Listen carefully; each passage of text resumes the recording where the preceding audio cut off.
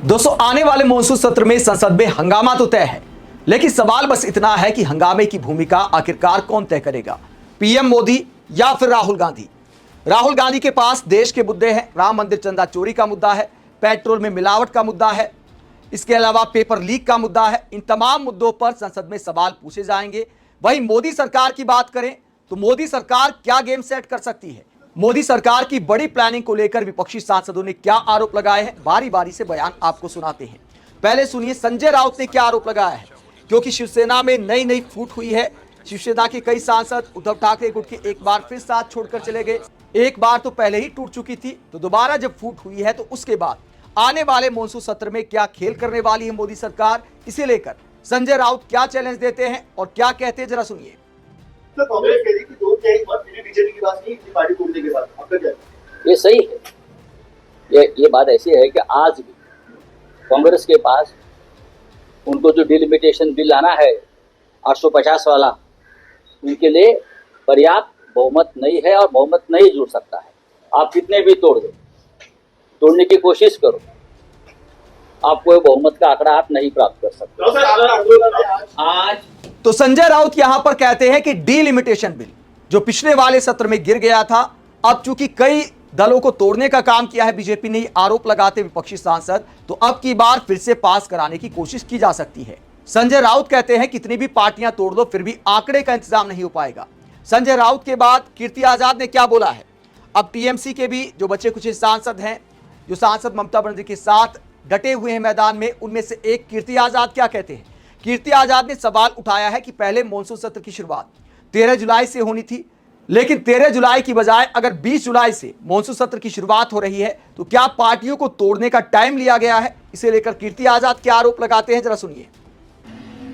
फिर प्रयास करेंगे डिलिमिटेशन बिल पास करने का, 1 नेशन 1 इलेक्शन, इन सब चीजों का इनका प्रयास है। 13 जुलाई से होना था, वो 20 हो गया। क्यों हुआ ये किसी को मालूम नहीं है, लेकिन सरकार जो चाहती है वो करती है, संविधान से इसको मतलब नहीं। तो आगे देखते हैं क्या क्या होता है। तोड़ रही है, सब लोगों को चाह रही है कि 2 तिहाई हो जाए तो जिससे मैं डीलिमिटेशन करा दूं। इनकी परिस्थिति बड़ी खराब है, जैसे मुसोलिनी का और हिटलर का राज था वैसा अपने देश में है। सर, राम मंदिर में जो चंदा चोरी का मामला है, इसको लेकर कल राम जन्मभूमि, चंदा चोरी नहीं हुई है, डकैती हुई है राम मंदिर में। ये लोग कहते हैं राम मंदिर पर राजनीति ना करो, क्यों ना करें। राज की नीति, ये तो राजनीति है। जो लोग राम के नाम पर यहां तक आ गए, उसी मंदिर को लूट रहे हैं। कमेटी भी तो सुप्रीम कोर्ट के कहने पे प्रधानमंत्री ने एचएमओ से कह के बनवाई थी, होम मिनिस्ट्री से। उसका क्या हुआ? सारे तो इन्हीं के लोग हैं। पुलिस कस्टडी क्यों नहीं दी जा रही? पुलिस कस्टडी में तो पता लगेगा, जुडिशियल कस्टडी है। जब चाहेंगे तब जाएंगे, पूछेंगे, अंदर लोग उनको सिखा देंगे कि भाई तुम ये मत बोलना, इसका नाम मत लेना, उसका नाम मत लेना, तुम्हारे परिवार का ध्यान रखेंगे। वहाँ तो रिटायर्ड सेक्रेटरी भी हैं जिन्होंने 1 किलो का रामचरितमानस दिया था, उसके सोने का दिया था, वो भी कहाँ गया किसी को मालूम नहीं है। पूरी तरीके से डकैती है, इसके अलावा तो और कुछ हो नहीं रहा है वहाँ। केवल ये 80 लाख का थोड़ा ना, ये तो खोदा पहाड़ और निकली चूहिया है, बहुत बड़ा मामला ये तो भूसे में से आपने सुई निकाली है सिर्फ। जिस प्रकार की डकैती हुई है यहाँ पर, मतलब वो अधिकारी रिटायर्ड आईएएस ऑफिसर 9 घंटे तक इंतजार करता रहा। चंपत राय ने कुछ उसका जवाब नहीं दिया, गुस्से में होकर भगा दिया। जब उसने पूछा कहाँ है वो पैसा लगा तो कहाँ लगा, आभूषण कहाँ गए, सबको तो छुपाया जा रहा है। ये तो चल ही रहा है जैसे कि मुसोलिनी इटली चलाता था और हिटलर जर्मनी को चलाता था। वही परिस्थिति बनी हुई है देश में, उसके अलावा बचा क्या है। तो कीर्ति आजाद कहते हैं कि राम मंदिर से लेकर संसद तक लोकतंत्र के साथ खिलवाड़ चल रहा है और इतना निश्चित है कि राम मंदिर चंदा चोरी के मुद्दे पर बीजेपी घिरी हुई है। इसीलिए हो सकता है ध्यान भटकाने के लिए कोई ऐसा बिल लाया जाए जिसमें यह साबित करने की कोशिश की जाए कि देखिए विपक्ष इसके खिलाफ है। हो सकता है डीलिमिटेशन वाला बिल, महिला आरक्षण के नाम पर एक बार फिर से पास कराने की कोशिश की जाए, उसके बाद फिर से प्रचार किया जाए कि देखिए हमने तो एक बार फिर कोशिश की, लेकिन विपक्ष बार बार महिलाओं के हक को मार रहा है। तो इस तरह के आसार नजर आ सकते हैं, क्योंकि पेपर लीक से लेकर राम मंदिर तक बीजेपी फिलहाल बैकफुट पर दिखाई दे रही है। इस पूरे मुद्दे को लेकर मनोज झा क्या कहते हैं, मनोज झा को भी सुना जाए। नहीं, दिन मत गिनिए, उन दिनों में सरकार की भूमिका क्या होगी ये देखना होगा। चंदा चोरी को कौन सी बड़ी चादर से ढक देंगे, परीक्षा लीकेज को उससे बड़ी कौन सी चादर ले आएंगे। दूसरी बात, आय की असमानता पे क्या बोलेंगे। चौथी बात, बेरोजगारी पर आज तक सरकार के पास ब्लूप्रिंट नहीं है। पांचवी बात, फेडरलिज्म का तहस नहस करके रखा।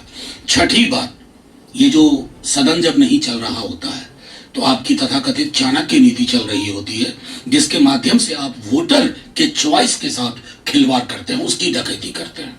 इन सारे मुद्दों पर सरकार क्या सहर्ष सहजता से तैयार होगी बातचीत को। इसी में सदन में क्या होना है वो निहित है। तो मनोज झा कहते हैं कि डिपेंड करता है कि सरकार क्या करती है, असल मुद्दों पर चर्चा के लिए टाइम देती है या फिर चादर से असल मुद्दों को ढकने की कोशिश करती है। जो तमाम मुद्दे मनोज झा ने गिनाए, इस पर हंगामे के पूरे आसार हैं। वही कांग्रेस का रिएक्शन भी इस पर सामने आया है। कांग्रेस सांसद सुखदेव भगत क्या कहते हैं, जरा सुनिए। देखिए, एक तो जो बैठक जो है मैं समझता हूँ कि मुझे 18-19 से ज्यादा लगती नहीं है, तो एक सकारात्मक चर्चा होनी चाहिए। ऐसा ना कि अब 19 दिन की बैठक है लेकिन वो कोई बहुत फ्रूटफुल पहले तो रहा नहीं है, क्योंकि सरकार न जवाबदेही लेती है न जवाब देती है। एक फिर भी बहुत सारे ऐसे मुद्दे हैं, जैसे जरूर मैं कहना चाहूंगा अभी आप ये एथनॉल के मुद्दे हैं, नीट के मुद्दे हैं, फिर राम जन्मभूमि वाले जो जिस प्रकार की चोरियां हुई हैं उसके बारे, तो ऐसे बहुत सारे मुद्दे हैं जिनके बारे हम चर्चा करेंगे। साथ ही साथ आज भी मैं कहना चाहूंगा, आज भी महंगाई एक बड़ा मुद्दा है। तो ऐसे बहुत सारे जन मुद्दे जो हैं, हमारी पार्टी प्रमुखता से इन बातों को लेकर चलेगी। साथ ही साथ SIR जो चल रहा है, जिसपे CGI को सारे लोगों ने करीब 23 से ज्यादा हमारे दलों के लोगों ने लिखा है, तो हर मुद्दों को लेकर हम चाहते हैं कि सार्थक एक चर्चा हो और उसका एक परिणाम निकले। अगर सर्वोच्च सदन में हम बातें रख रहे हैं तो उसका एक सुखद परिणाम देखने को मिलना चाहिए। तो कांग्रेस सहित तमाम विपक्षी दल कहते हैं कि जो देश के मुद्दे हैं, जो फिलहाल पब्लिक में चर्चा का विषय बने हुए हैं, उन पर मॉनसून सत्र में चर्चा होनी चाहिए। लेकिन दोस्तों, राम मंदिर का जब मुद्दा उठाया जाएगा तो सरकार कहेगी हमारा क्या लेना देना है, ये तो धर्म का मुद्दा है। वो अलग बात है कि राम मंदिर निर्माण को लेकर सरकार राजनीति कर सकती है, प्रधानमंत्री उसका चेहरा हो सकते हैं, लेकिन बात जब चंदा चोरी की आ गई है तो सरकार पल्ला झाड़ सकती है कि संसद से इसका कोई लेना देना नहीं है और इस पर फिर हंगामा होता रहेगा। पेपर लीक का जो मुद्दा है, सरकार कह सकती है कि पहले भी तो चर्चा हुई थी, पहले भी तो आपने मुद्दा उठाया था, इसके लिए स्पेशल टाइम नहीं दे सकते। तो इस तरह की बातें एक बार फिर हो सकती हैं। विपक्ष हो सकता है चिल्लाता रह जाए और सरकार कोई ऐसा बिल लेकर आए ताकि राम मंदिर का मुद्दा, पेपर लीक का मुद्दा चादर के पीछे चला जाए।